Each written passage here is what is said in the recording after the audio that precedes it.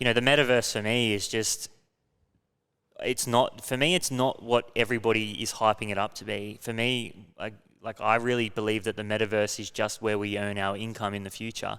The best example that I heard Scott Galloway talking about, and he said, we've got the metaverse at the moment, or the thing that I look at as the metaverse is the App Store, right? We can go into these different universes, but I think what shifts is the fact that previously how a lot of these companies made money is through monetizing your data. Whereas now you own your data. They'll have their own currency. They'll have their own set of rules. They'll have their own incentive system. And you can actually go into these economies and earn money. And you earn money by following their rules. Let's just go and see the world and just show them what it really means to live life golden. Yeah, we're golden, baby girl, we're golden. Yeah. Josh, welcome to the podcast, brother. Back again. Back. Yeah. Back. How long now? You were one of the first in the new office. I'd have to say it's at least 6 months. Crazy. Yeah. Crazy. A lot's happened since then. Oh, bro, Jesus. Don't even get me started. Yeah. Cool. So a few things today, what we're going to do. So for anyone listening, we're going to talk about the future of work. I've had a lot of people reaching out on the gram and just across socials, asking. I actually think it comes from a bit of a place of fear, like how's the world changing? Do I need to invest in this? How's this going to affect me in my career or my job or my business? How do I integrate this? And a lot of these questions are coming through. So we're going to discuss, and I've asked you to come with some points on what you think the future of work or business looks like. And I'm going to as well. I've got some points here that I've put together, and we're just going to have discussions around it. We're going to workshop a few ideas and so on. But I also want to talk about your coming to the dark side, right? Because you weren't, there was a time where you were quite skeptical, right? Yeah. And I think it's a life cycle that everyone goes through, But I wanted to discuss your journey over the last couple of months, diving into crypto, diving into NFTs, and some of the things that you've learned and what made you kind of look a bit deeper and how you've actually started to navigate the space as well. Yeah, for sure. I think one of the big things that I always try to advocate to people, right, is ultimately at the end of the day, you should never allow your pride to get in the way of actually learning or actually progressing, And for me, I'm an old school finance guy. I come from the finance industry, and a big part of that is, again, I suppose it's the way that I go and break down things anyway, where I build up my own opinion, and then I find out why I'm wrong on the other side of the coin, right? And as time had gone on, so I had built up this opinion that crypto in its infancy, which is understandable in its infancy, was just not appropriate as an investment vehicle. Now, again, I came up with that decision. Then I looked at the other side of the coin to see if there's any reasons why I was wrong. And for me, if I get to a certain level, that's when I'll start questioning it, right? And for the longest time, I remained firm on my side. But then as adoption started occurring and as maturity started occurring within the space, again, it started creeping up to that point where I had to begin to doubt my initial opinion. And that's basically what happened is once I saw adoption and integration, especially integration and understandably places that I could see it going integrated in and places where I was an expert in, I consider myself an expert in, that's when you have to start questioning everything. And for me, it went from an aspect of, okay, I'll expose myself to the crypto industry in terms of my investment portfolio. I'll expose it to an amount, appropriate amount. But then that amount started becoming slightly more because it was like, okay, it swallows you. A few confirmations started, making me go, okay, if I'd rather be a part of the boat than miss the boat. I'm still of that opinion that it could be there, but the technology, which is what I think we're talking about itself, is it's undeniable at this point. Yeah, that's the big thing, right? Once you start to understand the technology, that's when the light switch goes off in your head and you go, hang on, why the fuck are we still doing it this way? Yeah. And then once you do that, your investments follow. And that was the thing, I started to look at it in June last year, and same thing was like, oh, I don't know, I'm not too sure about this. And then time started to, I started to do my research, and I was like, oh God, I don't know, it's just so different. And then started to look in, and then there was like the light switch went off once I started to actually look into the technology. I just stopped listening to the hearsay and just the voices and the people, and I actually started to go, what is this? What does this technology actually allow? And then once I did that, I was like, okay, same thing. Yeah. Little bit in, and for me, it's crept up quite a bit. But I think it's just such an interesting space, and even I was in before NFTs started going crazy. So that for me was like another one where I was like, I remember sitting here bagging it out, being like, NFTs, blah blah blah. But same thing, I just didn't understand how the technology applied in that space. Had a look, okay, there's a bit here. Started investing in NFTs. Actually took a backward step because I think it's bonanza at the moment, but more so really interested in how it applies from a business across many industries and what it'll look like into the future. Yeah, 1,000,000%. Yeah, I mean, especially that, and ironically, I feel like the NFT side of things was the first time I personally looked at it without any form of like rose-tinted and glasses or anything. Like in a sense that for me, crypto as a whole, I kept looking at it as an asset, coming from my background, but also looking at it from its volatility perspective. And then once I looked at that utility perspective, that's when it started making a lot more sense. And then I had that mentality moving into the NFT space. So for me, I had a bit more of a mature mindset towards the NFT space. So there is a bit of mayhem, a bit of mania, as is anything that's still in its early stages, infancy stages. But I could definitely see it with a lot more clarity than initially with the cryptocurrencies, for sure. And so you've invested in a few NFTs? Yeah, a few. I try to keep it low key. I bought a few, and I'm getting into the space. I try. I'm huge on being careful with what I share. Because I understand the repercussions of what I share and what someone might do. Out. I'm holding out. Yeah, I know. I got a few of the big ones, a few of the ones that might surprise you, but I'm in there. It's good. Yeah, it's good. I invested in a heap, and to be honest, I think I invested in about 9 projects. Yeah, and I think 6 of them went to shit. Yeah.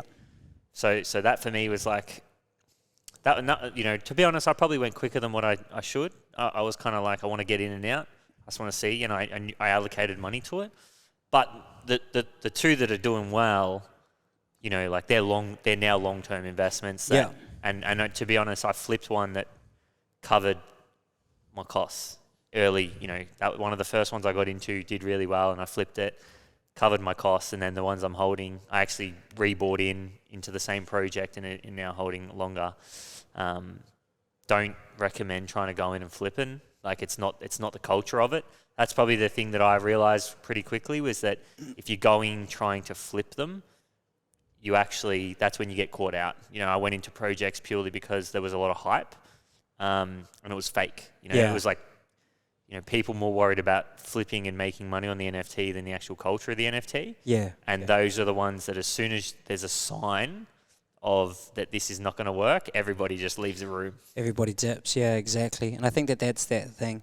I've always said it. The maturity for NFTs that I see, the space itself, is once video game application becomes a huge thing, right? The best way I describe it is, we know there's mania around Pokemon cards at the moment. Once Pokemon goes digital, and let's say the actual full game goes Pokemon digital, the trading card game, all of a sudden those Charizard NFTs already is a lot. Yeah. Look up Axie. Yeah, well, yeah, I know. Axie. That's like exactly. That's the modern day Pokemon. Yeah, bro. Exactly. But see, that's the thing, is that once you look at EA, that's already beginning to adopt it, it just makes logical sense. Imagine, you playing a video game, an massive online multiplayer, where we're going, right? You play one of those, you kill a boss right now and you get a sword, and then the next person kills it, get the same sword. But what happens now if the first person kills it and that sword's a one-off? All of a sudden, it becomes valuable. You know what it reminds me of? Ultimate Team, bro, in FIFA. Yeah, that's the cards, man. Like that's what's going to happen. That's how they'll integrate it. EA will take it there. If there's any company that will, EA will take it 100%. there. Yeah, 100%. All right, so we're going to talk about the future of work, because it's all good. I think one of the things that is under... And I actually had a really good conversation with a guy that came in before. But I think one of the under-talked about, if that's even a word, things is the business utility, right? Yeah. Like everybody's talking about it as an investment. How do I invest in Bitcoin? How do I invest in NFTs? But as a company, we're going to see over the next 5 to 10 years, I believe, a massive shift in how we do business, right? And I think that's what we want to talk about today, because I think it's not talked about enough. I think there's still a lot of confusion around it. Anything could happen. Like, we're just going to throw some ideas out there today. This is not fact or anything like that, but we're just going to have some discussions around that and bring up some points that we kind of start to see of potentials or what we're seeing and what's changing. So I'm interested to hear, some of the points that you thought. Yeah, well, one of the big things that I'm starting to feel like is becoming incredibly apparent, especially as we come out of COVID, we come out of the just the pandemic cycle of life at the moment, is corporations are really, they're fighting the working from home mentality that we've all gathered and created, but they're going to have to start incorporating that. One of the first fundamental changes I see just in the workplace in general is there being a lack of workplace anymore. With the way that everything works, with the way we're all going online and we're integrating amongst many things, they're going to have to come to terms with that and start developing it, because people are starting to realize that they have that option, right? They're starting to realize that they don't need to necessarily be working within an office environment anymore, because so many companies especially smaller companies, are starting to adopt a working from home lifestyle. And you say to yourself, we're all creatures of comfort. Why, if we could stick within our comfort zone, why would we not? And I feel like a lot of corporations are currently trying to fight it. The banks are fighting this so heavily, and they're already in a bad space with a lot of the blockchain stuff if they don't begin the adoption, which we're seeing with Combank and everything else. But I feel like that's the biggest thing for me, first and foremost, is just the acceptance. We need to accept that an office is no longer a necessity. Yeah, I've gone deep in this, right? And I even take that a step further, where I think when I said this on the podcast maybe 3 months ago and got absolutely hammered on TikTok for it. I think everyone will be self-employed. Yeah. I don't think there'll be jobs.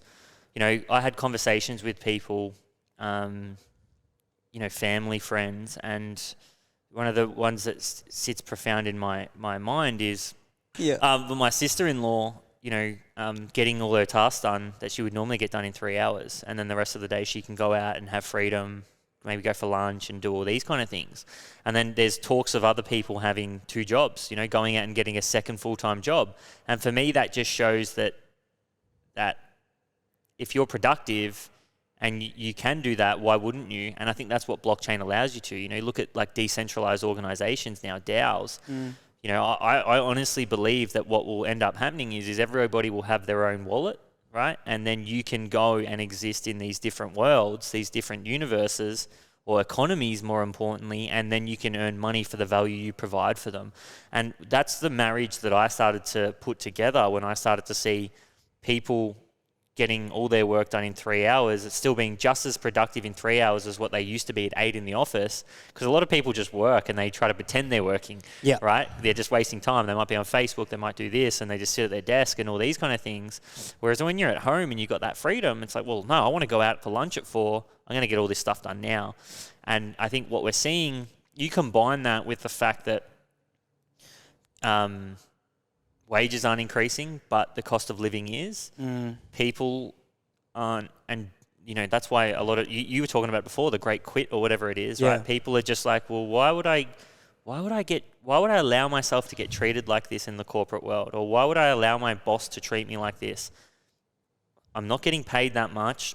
I could be, I'm getting, I'm working 2 full-time jobs. Maybe I can make it as someone who's self-employed.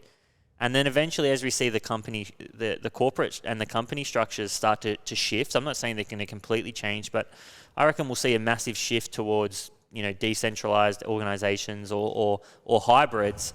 That's where, you can go in, you have your hardware wallet, you go provide value in the worlds that you want to actually provide value in, the ones that, really align with you, which is what you were talking about before with the NFTs and the culture piece.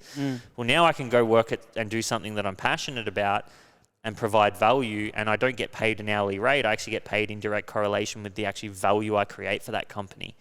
And I think that's the evolution that what you were just talking about, that, working from home, it's like, well, I actually think it's different now. I think obviously with technology, and more importantly, blockchain technology, your wallet that's how you get into the universe. You connect your wallet, and then you provide value, and you get value. That smart contract allows the exchange of value automatically based on the value you create. Yeah, funnily enough, I do agree. It's an interesting world where we are now. I think you did say it best when you said that, right? When it comes to, we don't want to have to put up with the aspects of work that we have to put up with your boss, with your manager, with other people, whereas when you're working in the environment that you're describing, which I do feel, and I feel like we're living it at the moment, I'll go into it a little bit later, but it's going to sound crazy, but you want to be judged based on your art, what you're doing. Like you said, I like doing that. I like doing that. Why don't I do both in different ways, in different areas, and present the work? No one's looking at me. No one even knows who I am. The anonymity of everything and everything that we're going into, I'm being judged based on the art that I'm putting out, or the work that I'm putting out. And because you're putting it out that way, I feel like, weirdly enough, the same thing. Productivity actually increases. I was in a managerial position back at my old job, and I even said to my staff, if you get your work done, fair enough, go do whatever you need to do. Just whenever I call you, you need to be there. And we're going into a bigger, a much bigger world that's basically that. Do the aspects that you need to. It's probably going to take you 3 hours, but it's going to be 3 hours doing that. But you really want to get onto this next thing, so you're going to be doing 3 hours there, then another thing 3 hours there. But more importantly, you want to do it. It's not an obligation to do it anymore. It's the desire to do it and get paid for it. And I feel like that's what you're talking about, right? Especially with the way, funnily enough, with the kind of jobs that we're losing now, it's crazy. If you finance, best example, I don't know anyone that's on a dealing desk anymore. Everything's done through algorithms, all kinds of high volume trading, all done through algorithms. No one's calling up to say buy or sell this anymore. You're redundant. An IT specialist is more important at a finance company than a person that knows the markets now. Who would have thought? And that's what I mean. A lot of these jobs that you think we're going to be secure long term are disappearing in that sense. So you have to come up with more creative sides of you rather than rely on the typical avenues, because they're disappearing. Yeah. For me, it's humans claiming back their identity. Yeah. It's literally it. Like, in the old world, in a centralized world, what you see is that a lot of the business models and the way of work was, you give your identity to someone, or more importantly, you have multiple identities, right? So you think about the different platforms, and this is the easiest example I can use, but I have a different identity on Facebook, then I have a different identity on Instagram, and then I have a different identity on a different app, Snapchat, and all these, and I have to create a profile for every single one of them.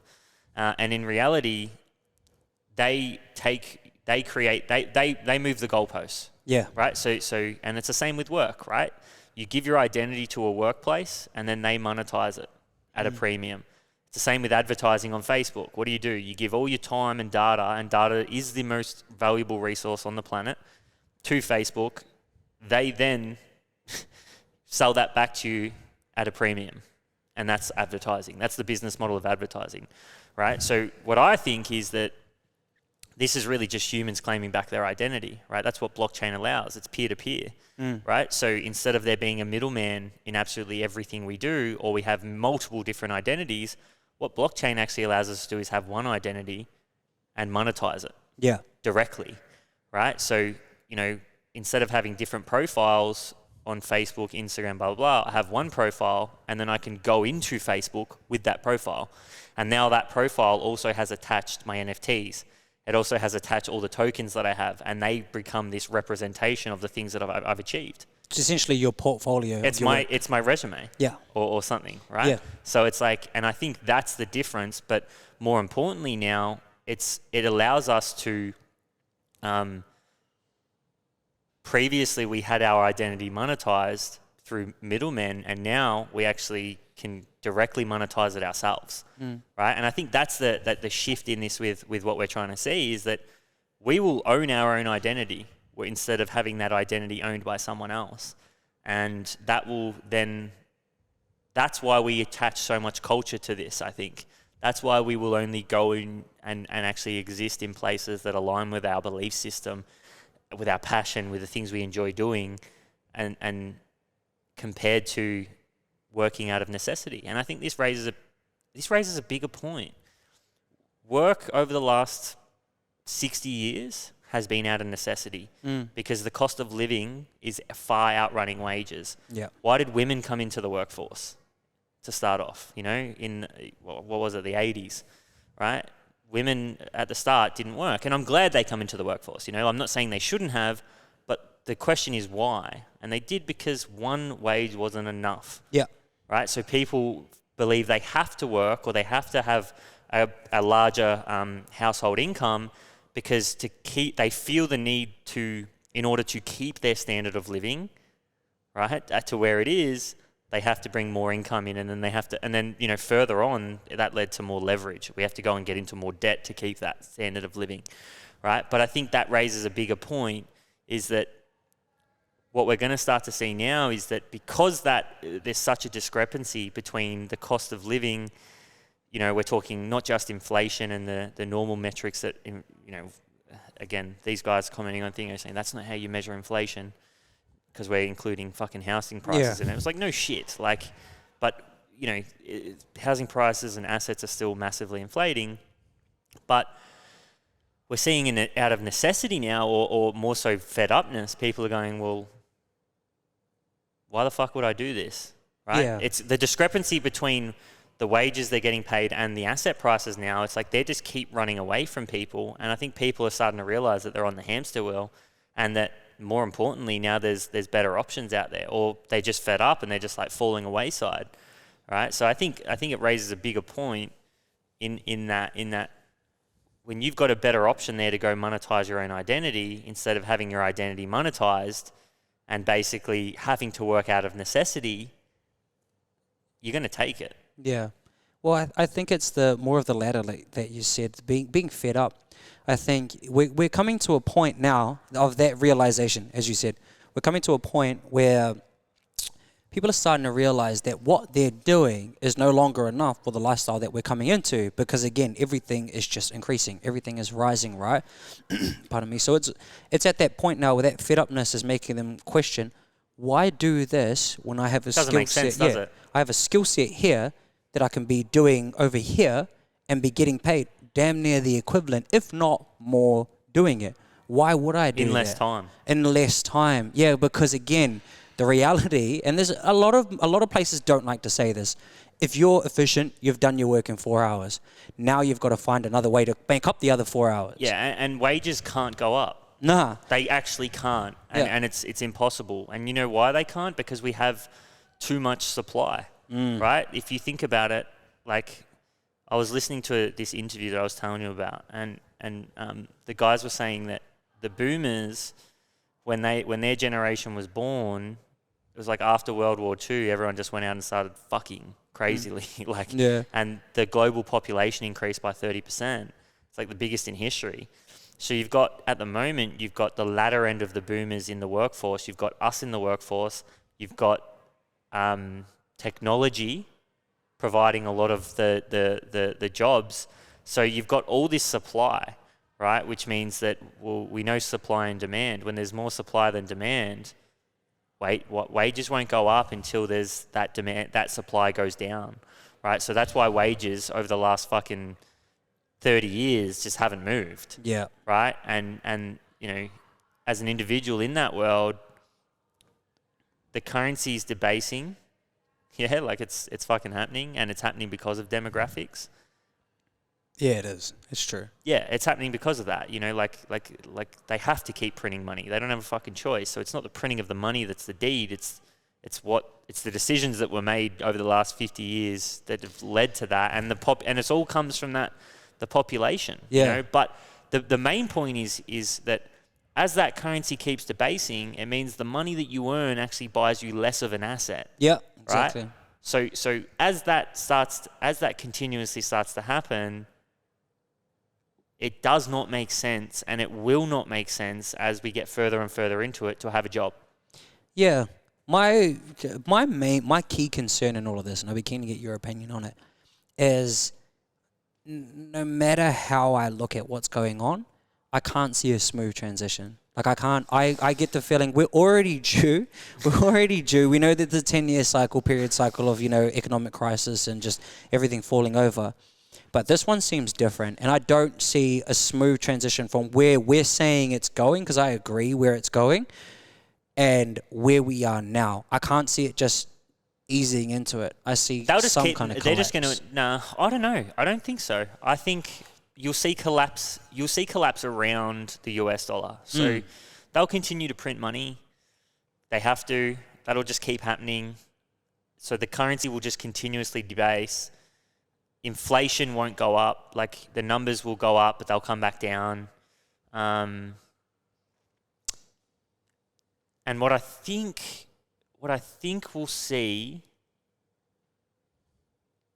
is not potentially that kind of crisis. I think we're more likely to go through a war. Yeah, well, you know what I mean? Like I don't know if it'll be I think. And this is the thing. It's all about the adoption of crypto. That's literally the game that we're playing. We got to hope that adoption happens sooner, and it's got to come from governments. Governments have to actually be the people leading that adoption, and build their. I think they have to build their own digital cryptocurrencies. They do. Yeah, they do. Otherwise, they're going to continuously debase the currency. That's going to mean the rich get richer. It's going to mean that you'll see other countries' currencies start to collapse. You're already seeing it in Turkey, and that will cause war because there'll be vacuums of that. They're talking about how did Hitler come into power, right? And it come out of Germany's hyperinflation, right? They reckon this is what the people say. A lot of historians is that you look at the rise of what's the terrorist group out of Syria? ISIS. ISIS, yeah. But when they pull the troops out of, was it Syria? Syria and Afghanistan, everywhere. Yeah. So Middle East, basically. When they pull the troops out of the Middle East, what did you see happen? Yeah, exactly. Uprise, and it's because you leave a vacuum of power. There's power for people to collect there. And that's kind of, that's kind of, I think, how it's going to work. It's going to be really interesting to see. And you even seen, I don't know if you've seen it the other day, but was it China took over someone's airport because they defaulted on a loan?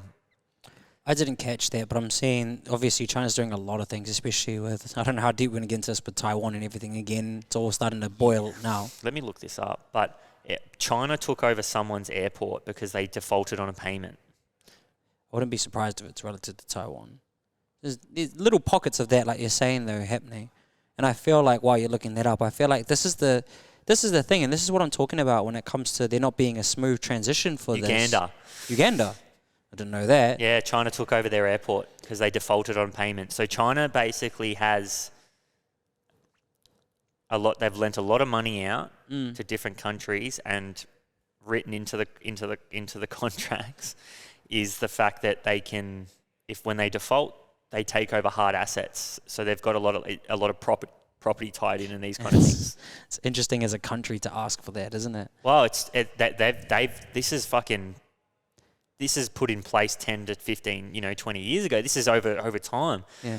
And they'll start collecting hard assets. But and I mean, this is what we're going to see, because the problem that you see when the US dollar is going to get stronger compared to other currencies because they're the ones printing money. Yeah. And all these other countries are in debt to the US. So that means that you see that dollar go up, their payments in their own currency fucking double. Amount to nothing, essentially. Yeah, exactly, right? So it's harder for them to pay back the debt. That's why you'll see a lot of these other currencies debase first. And that's what's going to push a lot of these countries to actually adopt. That's like El Salvador. Who are at the forefront. They're at the forefront. You're going to see a lot of adoption come from these lower economic countries because of that, right? So that's the interesting thing that I think happens with all of this. And when you say a smooth transition, to me, it's less about, we might go through a crisis. I'm not a fucking expert in that kind of stuff, but I think it's actually more around war. That's the thing I'm more worried about. That's it. That's what I'm talking about. There is ultimately, when it comes down to it, that's what I mean when I say I don't see a smooth transition, in a sense that eventually you're going to have, like you said, lower tier adoption. Rich get richer, poor Yeah. get poorer. And the superpowers of the world are just going to sit there on their own pedestal, and eventually people are going to get sick of it. And then it comes down to, well, what do we end up fighting for? We end up fighting for bare necessities. You know, look at what do you think? What do we think is going to happen? I know we're already preparing for it and don't want to get too off topic, but look, even when oil disappears, then what happens with the Middle East, who is effectively a superpower until that happens? You know, and it's just like, I feel like there's so many things going on that it's almost a perfect just, you know, bad like cyclone for cryptocurrency to be coming into, because it almost seems, that's what I mean, it almost seems like the most rational thing of all the things going on. It almost seems like the most rational things because of the way in which it's built, you know, especially with Bitcoin just being limited in supply as it is. It's almost like, well, now we stop fighting over all of this, because that's what I mean. Don't see a smooth transition. At some point it's just going to boil over. You know, like you see it in everything, pandemics and stuff. Pandemics is not so much, and people are probably going to disagree with this, but I feel like pandemic protests and everything are not so much protests about the pandemic itself, and more protests about, I've got nothing to do, I'm struggling a lot, I need to be fighting for something. It's the us versus them mentality, right? Like, that's what it causes. It's like, you know, what caused Hitler's fucking reign was the fact that, the British after World War One put, they come to, an agreement that I think it was like the Germans had to pay $500 billion. Well, they just basically shrunk them down, right? It was like $500 billion Yeah. they had to pay back. And it's like, they were never going to pay that back. So then what happens is they have to debase their own currency. They go into hyperinflation, and that's when you get dictators in. That's when you get the us versus them mentality. Well, that's when you get, what do you call it? You get leaders, for lack of a better word. And I think that this is the point. Like, if you think about it, cryptocurrencies are leaders, and if we bring it back full circle to the fact that people are just getting fed up with the way things are now, and they're starting to question it because they're looking at the way, like, imagine, and I'm not above any kind of job, so I'm not putting it in that way, but imagine if you worked at a supermarket 20 years only to be replaced with an automatic register. And then you're like, well, I never thought that this would happen. So why, and a lot of people are starting to realize that with jobs becoming automated, they're saying to themselves, why should I have my faith put in you, and why should I trust you if you'll take it out for me for a second? So the prospects of working for yourself become so much more appealing, because ultimately at the end of the day, your ability to survive comes down to the output that you put in. And we already understand that if you only work realistically 4 hours here, why? Why would I not work 8 hours in multiple different places and actually be having fun doing it? And that's why I feel like a lot of people are just doing that. Even myself, coming from a background, a corporate thing, and I shouldn't really be saying this out loud, especially how I provide mentoring for corporate environments. But the reality is I walked past a group of people in suits yesterday with a friend of mine, and turned towards him and said, I could never imagine doing that anymore. I'm out here doing NFT projects. I'm out here doing content creation. A multitude of things that, in the sum of all parts, amount to actually a decent source of income now. So why? Like, why would I put myself through 4 hours of work and 5 hours of pretending when I can put myself through 12 hours of enjoyment? And I feel like a lot of people are starting to draw that conclusion quite quickly. Well, yeah, you're forced. Your hand's forced. You got to make that choice, right? Again, we have, the reality is, right, is that the thought of getting rich is why we collect assets, right? That was capitalism. That was what the idea of the 50s was, right? And in reality, as soon as we went through, Bretton Woods, and you combine that with, the boomers getting into the workforce in the 70s with that population increase of 30%, the biggest in history. The second you get into that, like we talked about with all the competition with wages, your wages haven't increased, assets have, you're forced to make that decision. Right? You've got to do more. Your hand's forced. It's like, well, no, because it's more like, well, I've been doing this for how long now, and it's not working. In fact, I actually feel like I'm going backwards, right? So, and I don't enjoy it. I feel like I'm doing this out of necessity. Like, the idea of going to work because I have to put food on the table instead of going to work because it's what I actually enjoy and am passionate about. And it's like, at some point, and at the point we're at now, maybe 10, 20 years ago, that trade-off is it's a different scenario. But the reality is okay, well, what was the ratio between household income and household debt or or asset prices? What was it 20 years ago? It's fucking very different to now, right? It's only getting worse. So at some point, that trade-off gets made, and that's an individual trade-off, but globally, that rate increases. It's right? starting to become more recognized. I guess I'd love to ask you this then. It comes back to my original thing, right? Is ultimately, as weird as we're talking about productivity going up, I think we've still got a world that we live in. And productivity in the world that we live in is very different to the productivity in the world that we're going to, as we believe, right? I don't see how that works. At the end of the day, I still think that people need to be working to be productive. That's where I can't see it. So let's say hypothetically 10 years time, like you're saying, 10 years time we get there. What is, for lack of better words, the shit that happens in the middle that forces the hand for us to ultimately get there? Because I just don't see anything pretty, and I just don't see how, I can't personally see how it's going to happen. It's you know what it is, man? It's the currency debasing. Yeah. It's fiat currency debasing, because as I said, it's like, I'll use us as an example. We've been looking for property over the last 8 months, and we would always set a budget, right? And we got pre-approved for this for X amount, and we would always set the budget at Y because we didn't want to spend that. We don't need to spend that. We want to spend here. And then every time we go to buy a house here, the goalposts get moved. Yeah. Right? Property prices go up 15%. So all of a sudden, what our budget of what we wanted to spend is buying us less. So then what happens is as a family, we have to start going, well, what are our choices here? Do we actually go out and spend this much now, which, our payments are still they're more. Like, it's not like we just get to spend this much and then that's all we have to do. And you're not getting more either. No, exactly, right? So the whole idea is like, okay, well, now we've got a choice. What are my choices? Well, I tell you what one of them was, and it was fucking Bitcoin. Yeah. And we pulled that trigger. So now we're off the hamster wheel because we don't need to put it down a deposit. There's no repayments. It sits there and it appreciates at a good rate. So now we don't feel like we have to go out and buy property. And that's the adoption that over time will happen, because what the currency debasing does is that, again, I've said it to every single person who disagrees with me. Once you see it, you can't fucking unsee it, right? Yep. And I think that's what will bring awareness. Now, what else will happen during that time? I don't know. But one of the points I wanted to make here is, to be productive, you don't have to work. I think that's in the world built on debt. Mm-hmm.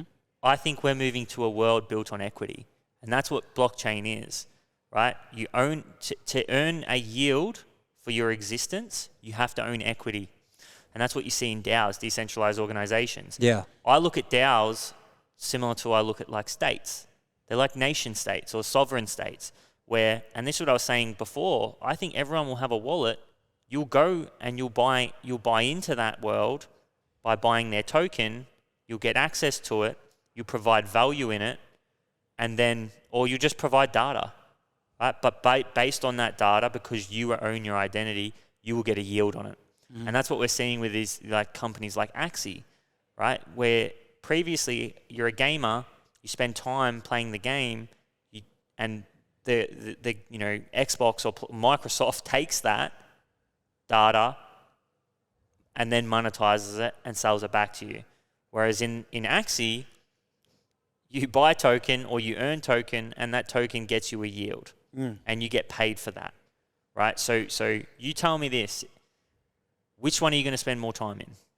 I agree, and this is and again, I think it's just for me the fundamental point that we're missing here in it is, from a service-based perspective, we're already getting a lot of jobs that are becoming automated. End of the day, as unfortunate as it sounds, a lot of people that are working in supermarkets and everything, it's going to disappear.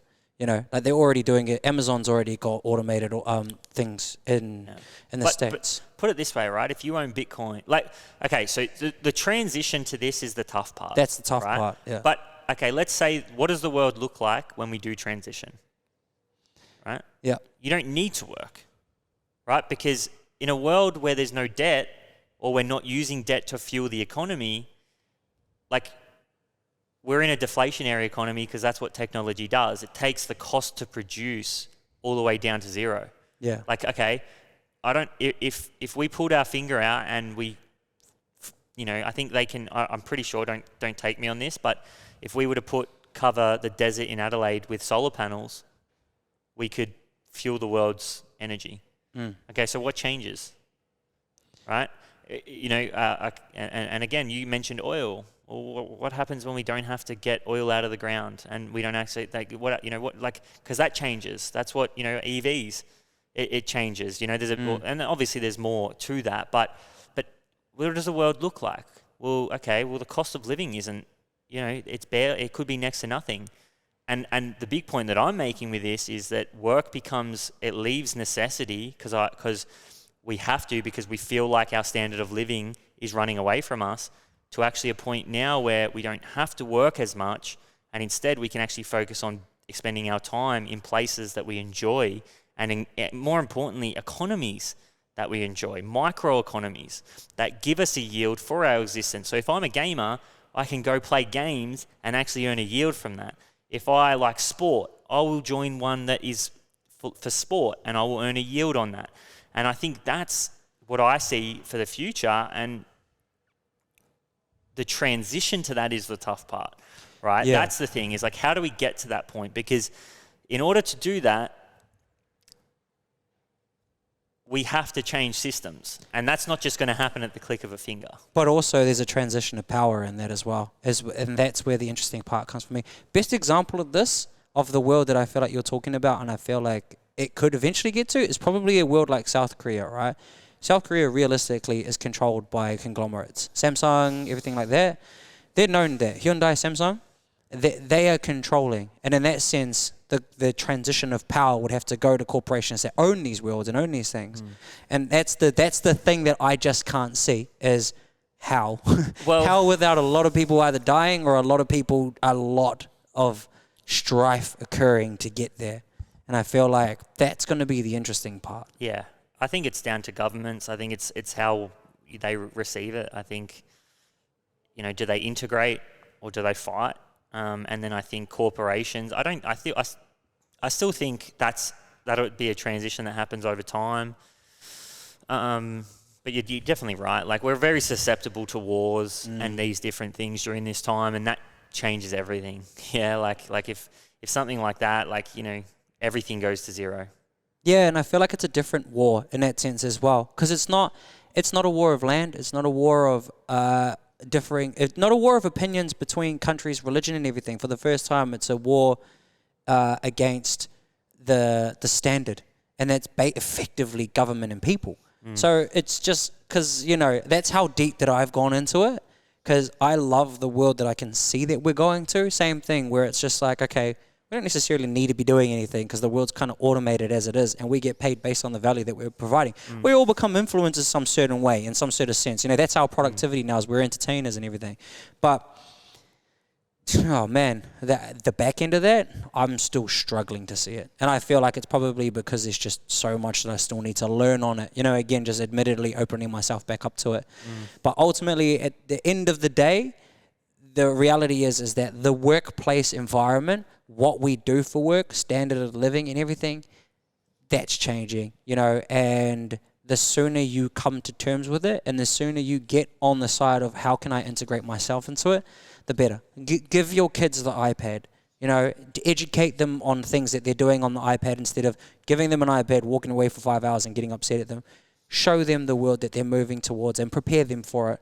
Because as much as someone that loves being physically active, all that kind of stuff, you're doing a disservice if you're stopping your kids from doing that to just do the outdoor to make yourself feel better about being a parent. You're limiting their capabilities of going to a world we're very much going to. Yeah, exactly. I think that's a really good point. And I think a lot of people are scared of the digital world. And you find people that haven't actually done the research or haven't done educated themselves, saying things like that. Oh, this is sad, and this is this, but they don't realize that there's this sleight of hands going on in the background of the financial system and the debasement of fiat currency. And the only other, the metaverse for me is just, it's not what everybody is hyping it up to be. For me, I really believe that the metaverse is just where we earn our income in the future. The best example that I heard Scott Galloway talking about, and he said, we've got the metaverse at the moment, or the thing that I look at as the metaverse is the App Store, right? We can go into these different universes, but I think what shifts is the fact that previously how a lot of these companies made money is through monetizing your data, whereas now you own your data. So to actually get existence in these different worlds, which will just be apps, they'll be apps, and then within those apps they'll become microeconomies. They'll have their own currency, they'll have their own set of rules, they'll have their own incentive system, and then you can have your singular wallet. Instead of having different profiles on these apps, you have your singular wallet, and you can actually go into these economies and earn money. And you earn money by following their rules and doing what they want, and obviously abiding by those incentives to get that reward. And I think that is basically what I see the metaverse as. Now, yes, will there be gaming versions of that with VR? Yes. Now, will there be other versions of that? Yes. I think eventually you'll see every kind of economy move to this place where you can go into that world and follow those rules and earn an income from it. And you can exist in many different worlds that you're most passionate about and that most culturally align with you. That's kind of how I see it, if that makes sense. And that's kind of the way I see work in the future. I could be wrong, definitely. I'm open to that. But from what I've seen is that's different to the world we currently live in from that perspective of we're getting our data monetized. That's what we do at work. That's what we do with the banks. That's what we do with social media and social status. And that's what we do with all the different apps as well. Education. Fuck me, you want to talk about an inflated system? Yeah. That'll flip on its head in the will. future. It already is. A degree's becoming as important as a piece of toilet paper at this point, which is create chaos to think. But I think, it's that part is the transitionary period. I think that's where I kind of stand on it. Is I think from a general perspective. So if we take the blockchain aspect out, from a general perspective, we're definitely shifting. We're already making a shift in terms of what the perception of what work is. A lot of people are saying my 8 hours in my day is not worth this amount anymore. No. It's just not. And that's not, and it's pretty much because of what you said. It's not because I don't feel like it is. It's because you've dictated it, and that's just not enough for me to get to where I want to go. That's why you need to come meet me now, So pay me 45, 50 grand for 4 hours a day, and I'm going to go do something else for the other 4 hours. Or don't pay me at all, and I'm going to go work everywhere else. Consult everywhere. I feel like that's where we're going 100%. Integration on the blockchain side of things, I feel like we're getting there, but I feel like that side is definitely, for me, finding that transitionary period is the hardest part that I'm seeing. Definitely. Interesting world, though. Ultimately, it's such an interesting time to be existing, Well, you like to think that, I don't know, a lot of people think this is a boring period in time. Some people, they think, I'm just going to work and doing it. So it's because you're choosing to miss out on what's actually happening around us at the moment. Yeah. I think, I mean, the only thing I can say is that the wealth gap's only going to get bigger from here, which will drive the adoption of things like crypto, but not everybody's going to do that. So it's worrying to see that when that wealth gap gets so big, it's like, what's the reaction? And we're not just talking about the rich and the poor, like the Turak versus fucking, I'm not even going to say the other name because I'll probably get eaten alive by someone, right? But we're talking about country to country, we're talking about state to state, we're talking about all these things. And I just think that once that gets, what you want to hope is that the adoption of crypto comes before that point. And I think that's what dictates whether we go to war, whether we have market crashes, whatever it is. Or uprisings. Yeah. I think that's the thing that we've got to look at, which is scary. I agree. 100% agree on that. So one of the points that I wanted to make, which I wanted to recover, was that I think a lot of businesses will just be microeconomies. Yeah. Right. And I think, I'm just going to read some of my notes here, but the shift from selling a product to a community is shifting from building a community and then selling them products. And that's a point that I think is really important, because I think that's the shift that you're seeing in business, especially with the rise of social media and stuff like that. But I think it's also coming from, maybe it is coming from the rise of smart contracts as well, But I think what we're seeing is that you don't, gone are the days where you have a product and then you try to find a community for that product. I think now it's you build a community around you, built on culture and like-mindedness, and then you just sell them the different products. And I think that will drive this adoption of creating your own microeconomy, because when you've got a community, in order to govern that community, you need some type of currency or some type of money. You need an incentive structure. That's basically what states are and countries are. And I think what we'll see is companies becoming their own nation states or their own sovereign states, and they'll incorporate things like tokenization. They'll incorporate things like NFTs. And then they'll build incentive structures on the back of that, and it's open. So, if you want to exist in this world, you've got to follow these rules.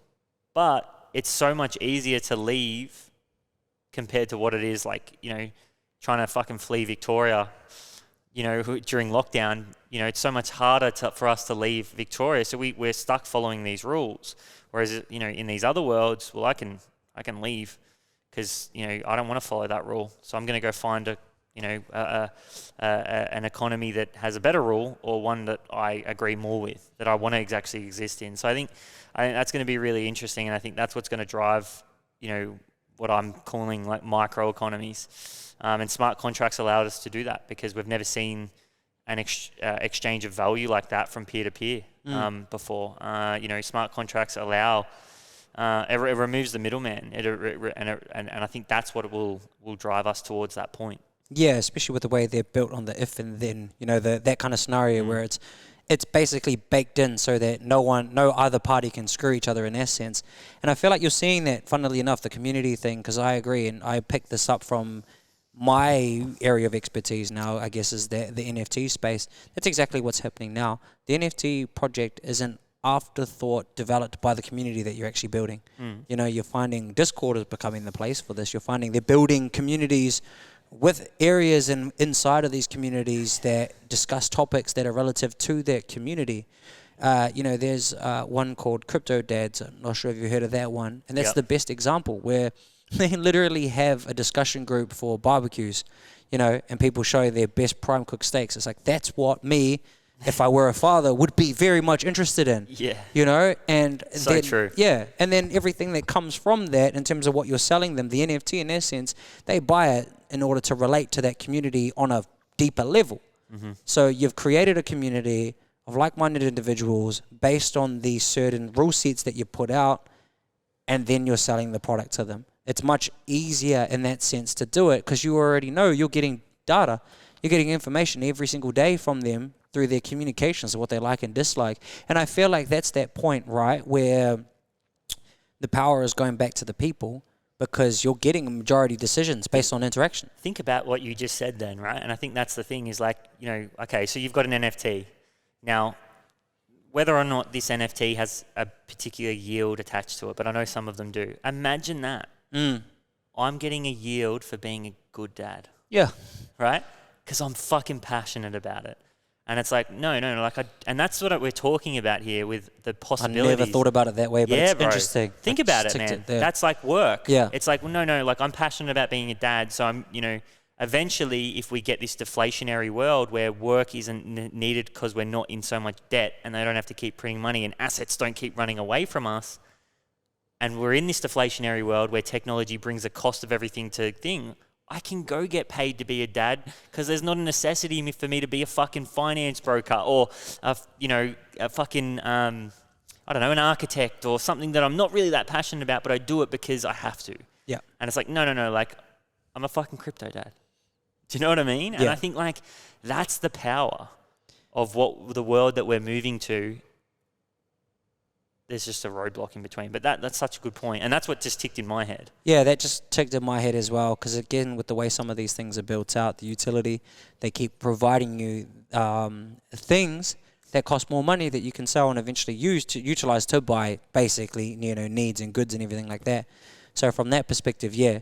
And again, to go against the grain on it, it's like, well, where's the farmers? Like, where's all of that part that, I'm trying to figure out that transitionary period for there. But the whole point itself that you made, it still stands. But it's the same thing. When you said farmers, did you mean like, how does it apply? Produce. No, like who's actually, where are we getting, where is that productivity in the world that we need to actually fuel ourselves physically and how we live? Yeah. So I think of it this way, right? Think about yourself as a farmer. Yeah. Right. It's the same principle as being a dad, right? If I'm passionate about farming, yeah, there'll be technology that will help me produce more and so on. But that technology will lower the cost of that.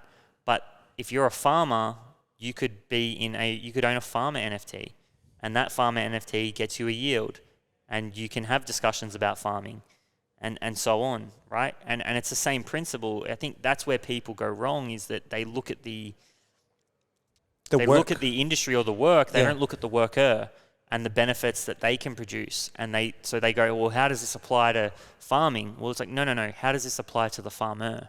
Mm-hmm. Right? Because it's the same principle as the dad, right? We will get to and hopefully, I'm not saying we will, but I'm hoping we get to a point where we can make this transition where, because this is the reality, right? Is like a lot of these different industries are getting put under so much pressure because of the fact that we keep getting ourselves further and further into debt, which is driven by the things that we talked about from a demographic standpoint, right? So the thing that changes that is as being on a system that's built on debt to being on a system that's built on global equity. Because that's what it is. It's not global currency, because that's not what Bitcoin is. Bitcoin's an asset. You own equity in Bitcoin, right? Just like you own equity in different other assets. And I think the blockchain and Web3 technology allows us to move to a system that's built on equity. Ownership, right? I own equity in Farmer Crypto Man. I own equity in Crypto Dads. And therefore, that's why I get my yield and my return on it. Well, on that point, is your yield, so let's talk literal, is your yield the actual goods that are produced? Because that's the part where I'm kind of like, if I'm thinking like a futures contract, right? If you own a futures contract and you hold on to the futures contract, which is a really silly idea because it eventually gets paid out, right? Yeah. That's the point. Like, are you getting paid out that physical asset? So let's say you've got money in interest in a farmer, and the exchange of that interest in them is the fact that you get the actual goods at the end of that thing. So yeah, to me, that makes sense. I agree. And I feel like that could work. I definitely think that could work. But it still comes back to that roadblock for me of, because that's like such an idealistic world, because it could work and it could work quite perfectly, but you're cutting someone out. Like, I feel like you're almost, again, I feel like for me personally, I feel like that's governance, right? Governance in the sense that the governance in which we currently experience, you're cutting it out. So that's where I feel like the ugly part of it all is, because I feel like what you're saying, the more we talk about it, the more that it does make sense, and it almost seems too idealistic that you couldn't do it clean, Like, something's going to happen in between where we are now and where that ideal world is. That's ugly. Yeah. That's that part. Hopefully, man. Like, it's already happening. I mean, look at the protests and everything. They're irrespective of the, I'm not a conspiracy theorist kind of person, but irrespective of what's showing you, there is reality. When you live in the city, you see how big the protests and things actually are, right? So you're seeing that destabilization. It's just that I personally hope that you're right at the world that we're heading towards in that sense, because you don't know what that middle part's going to look like, The ideal world will be where we're going, because funnily enough, you're convincing me, the way that I'm running it in my head, it does make sense, but it's just a possible future in the world that we're in right now. It's such a possible future versus 5 or 6 or 7. But the reality is, back on topic to the point, is that it is there. And in terms of the change of work, that is such a possible future. Whether or not we get there, though, is depending on what I happens in the think middle. we'll get there. It's just how much mutiny or tyranny is going to happen in Yeah. between. And I honestly think it's about adoption. I just think it's an adoption thing. I feel like it's not being advocated enough in that sense. That's one thing that I've noticed. Even as me as a self-confessed skeptic at the start of it all, it's vocal as it is. It's not vocal to the masses, and that's because we're fighting for attention every day, right? And attention's elsewhere. Attention is in the turmoil. It is in everything that's going crazy at the moment, and it makes it difficult. That's where I feel like we might run a risk personally, where it won't get adopted because it's not being highlighted enough. The adoption rate's high, man. Like, it's seriously high compared to the internet. Like Web 2, Web 3 is fucking like above it in terms of time and adoption rate. But relative to population, now that's where I feel the concern is. Like, we're closer than we ever are to being able to have an interconnected world like that, but we're still not there. And I think that's the concern. yeah, it's because you've got old system, right? Yeah. And that's the reality. You've got old system, and they, especially because of the power that they have, like, they will run that system into the ground and do it for as long as they can, and they will drag that out because nobody wants it to be on their watch. Yeah, like, no government wants the tyranny to be on their watch, so that's why they all just keep kicking the can down the road, and they do whatever they can. And that's why they print so much money, because they need to print money based on demographics. I'm going to pull this up, but it's all about the labour participation rate. Yeah, that right? makes sense. So that if you like, there's a crazy thing. Can you find me? Can you pass me that remote? The labour participation rate, and we'll get this up on the screen so the listeners at home can see. But I actually pulled this up, and was able to find this. But it literally mirrors the Fed balance sheet. I've seen this. Yeah, Yeah. I know the one that you're talking about. It Yeah. literally mirrors it. But and as I said, that's kind of what's happening, right? Because they're trying to, as that labour participation rate drops out, you've got the boomers retiring, you've got these kind of things, you've got that participation rate dropping, right? They have to literally print money to offset that. Yeah, exactly. Yeah. So like, that's why it'll keep happening, and that all comes from what I was talking about before, that population increase that we've seen previously. So I just think, like, it's such an interesting space that's what we're going to see as time goes by, is that they can't stop printing money because of that tyranny. So Yeah. that will actually occur. So they're just going to keep doing it because nobody wants it on their watch. Yeah. And if that keeps happening, again, it's like, I look at it like this. It's like more and more people are just becoming more and more aware of this. Like, again, like, like, see, look at that. That's 2019. Can you see that? Yeah, I can see it right there. It's quite small, but you can see it. Why isn't it following? The reality is, as I said, they basically have to keep printing to offset the amount of participation that's dropping out, and that's happening because the boomers leaving the workforce, as well as technology, taking jobs. Over. Yeah, that's exactly. only going to accelerate. So that participation rate's going to drop. They have to keep printing money to offset that. Otherwise, again, tyranny, mutiny, Yeah. and nobody wants to have that on their watch. So I think that's the thing that, and more importantly, it's when you see something like Bitcoin and the awareness around it, and you start to look at it fundamentally, it opens your eyes to what's happening over here. Yeah. Right? And that's what causes the adoption to actually take place. So I think that's what we're looking at. I can see that. I think it's with the way everything is going, it's almost an illusion of stability. Like, we think everything's going okay just because, like you said, money keeps being printed, so it's just offsetting everything. But it's that point. I just feel like Have a look at that. Yeah, I can see it, and I have seen it. My concern, especially again coming from the background that I come from, is that when you do look at graphs, they just don't tell I feel like the part that we're missing, which is the part that makes that middle part that we're talking about all muddled, is human nature, in a sense of how do we accept that? Do we accept that as like, we see this graph, so we need to change, or it's going to shit, let's start rioting?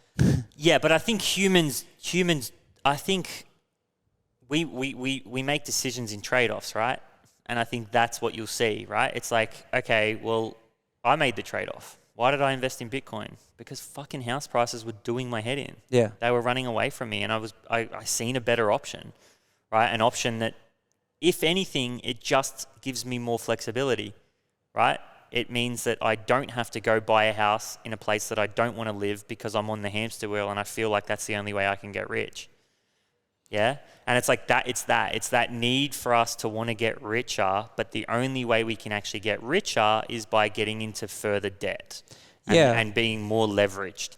And it's like, in that world, that's where bubbles come, right? And that's how bubbles thing. Whereas now, like, the thing with blockchain is that that's not, there's no, it's not built on debt. It's built on equity. Yeah.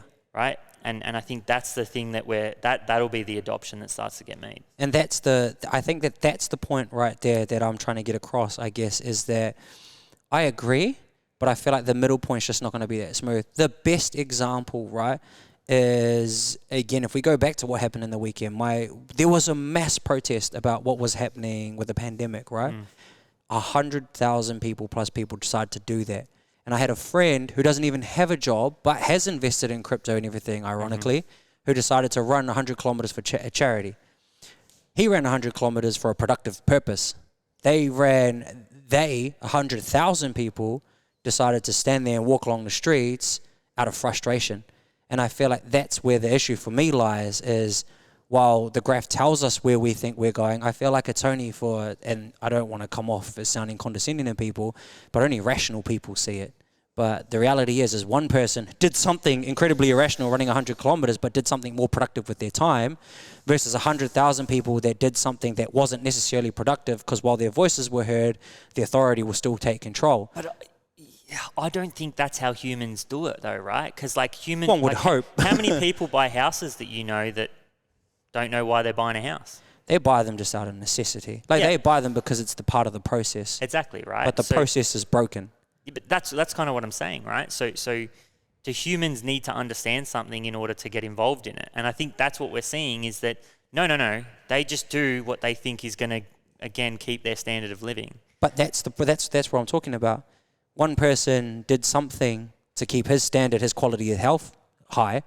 100,000 other people did something that they think is productive when it's not. That's where I'm just trying to find that connection. The amount of times people have come to me and just asked me something that they could have easily Googled because, out of frustration, as opposed to coming to that conclusion. And that's where I feel like, even though adoption's coming, I just feel like it's only coming to people that are aware. And this is where I feel like there's even a deeper problem, because you know how you said rich get richer, poor get poorer. I feel like wealth will potentially get there before anyone else does, which becomes that other frustrating part. I actually disagree, because the wealthy, like, it's like Warren Buffett. Motherfucker still, sorry. He's a dinosaur, though. Yeah, but that's what I'm saying, right? Yeah. Because that's what it is. It's technology. The richest people in the world are not the 20, 30-year-olds. So they're the ones who don't need this out of necessity, right? They've made their money. They're like, that's kind of what I'm getting at, right? Is like, those guys don't really care, and they don't. I feel like they do, though. They don't care in the sense that they don't care because it doesn't impact them now. But the reason why they are where they are is because when the time comes, they act.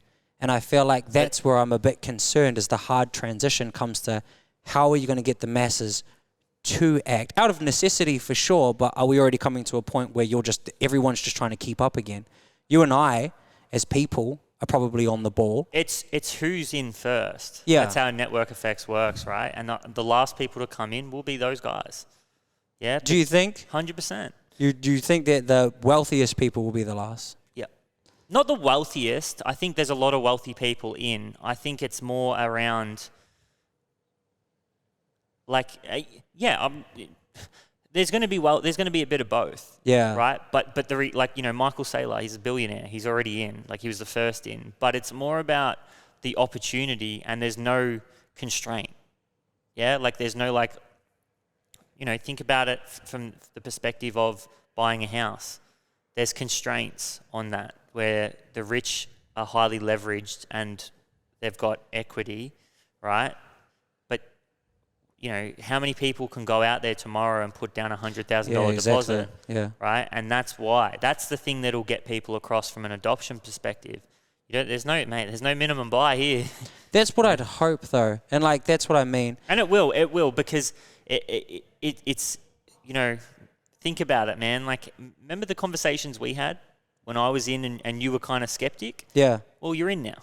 Yeah. Right? And it's because I'm incentivized. If I get you in, the price goes up. Yeah. And that's the incentive structure in Bitcoin, is like, once you're in, you want to get your friends in. You want to get your family in. And that's how the adoption will actually work, because you will go to people who can benefit from it, that you care about, and everybody has those people, and you will eventually get them in. Like, we had people over for dinner Sunday night, and, we just got stuck on the topic. And I'm like, look, if you guys, this is where you should be. This is where your money should be if you can't afford to get into property, right now. Or, you feel like that's going to put your lifestyle under constraint until you can get to a point, because you put your money in this and it will appreciate over time, because there's one guarantee, which we've talked about, is that the currency will debase. Yeah. Because they have to keep printing money to offset the demographic pressure that's being put, and from a workforce perspective, right? So that it's going to happen, so Bitcoin will become more valuable because it is a hedge against that.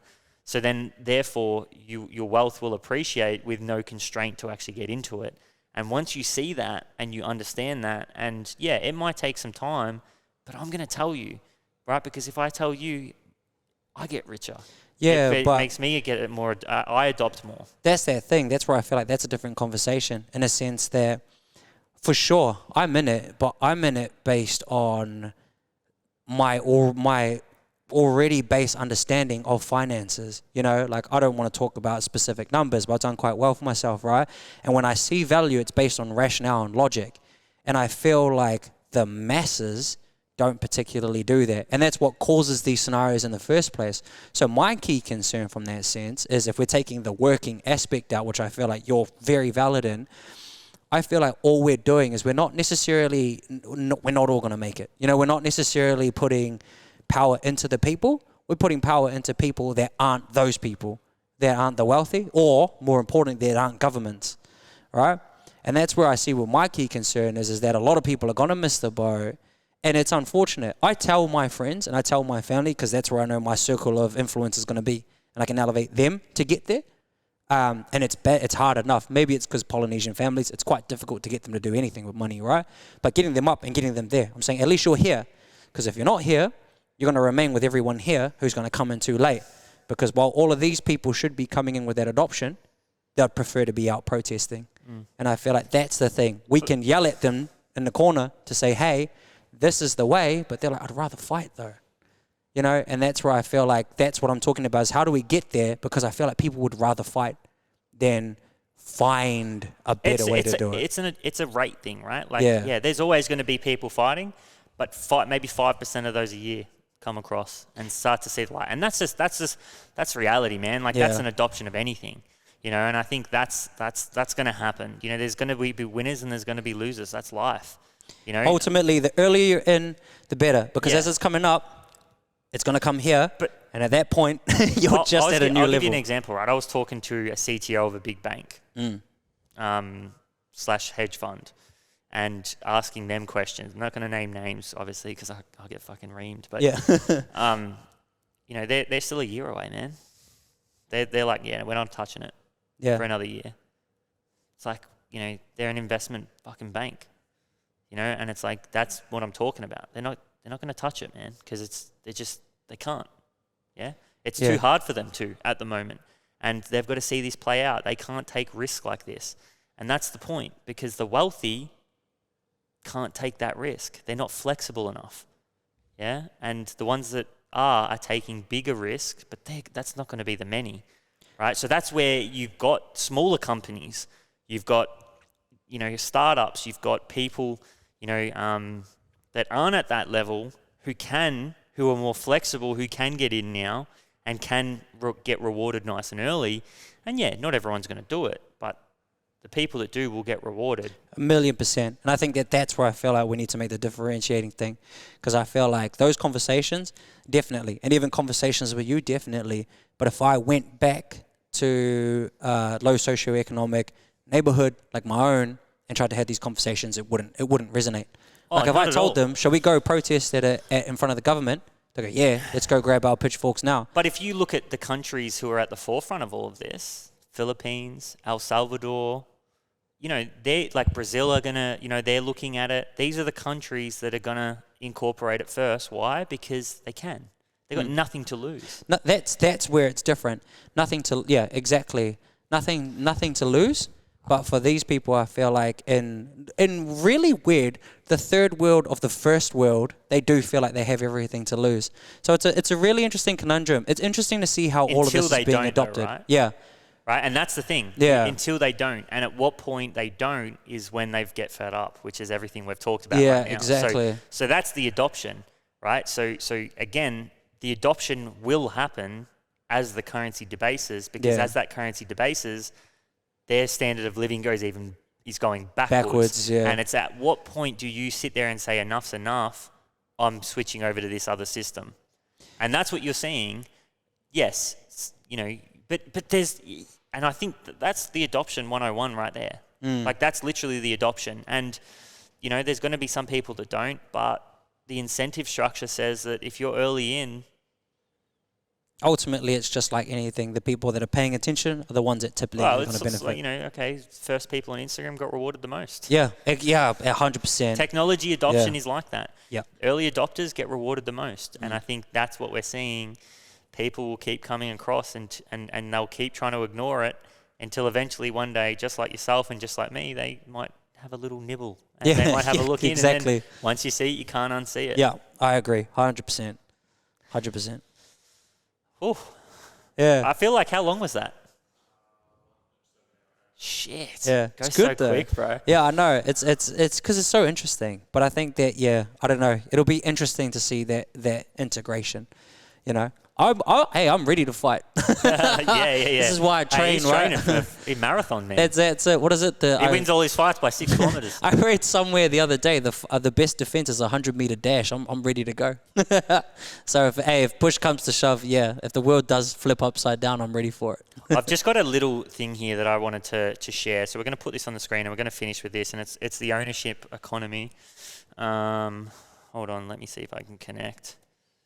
But it's a cool little graph, and we're going to explain it. And we'll put this up on the screen in a second. Yep, I can see it from here. Cool. So it's like, it says it's got their Bitcoin, and then it has the equivalent, it's kind of got the different tiers of, I guess, things that we have in society. And it's got store of value is Bitcoin, infrastructure in the current world is like AWS, which is Amazon Web Services, which is the infrastructure for the internet. You've got Ethereum, which is the same. You've got payments like Western Union, which is obviously a bank, and then you've got Cello, and then they've put Chase in terms of the current world, and then you've got Uniswap and Compound, which is they're quite similar in their nature, and then you've got Airbnb and Uber, and then you've got Foundation and Fort, which is similar infrastructures, but basically it's talking about. Yeah, I'm just trying to have a look. And then you've got Facebook, and then the developers of that are Substack, and then you've got Reddit, which is the outcome. Reddit's obviously tokenizing. And I just think that, again, this is a kind of a sign of how potentially it could all start to outplay. And I thought that was really cool, how it's showing that there's different structures, decentralized structures, more so how that's playing out in society. So that might give you a bit of an insight into some of the things we've talked about today. Yeah, definitely. Again, I'm not there across all the board, but I definitely 100% agree with Ethereum and Bitcoin. Where they are relative to their counterparts. That's what I'm noticing, right? And that's just because it's been adopted that way. Bitcoin is digital gold. No matter which way you look at it, it's digital gold now.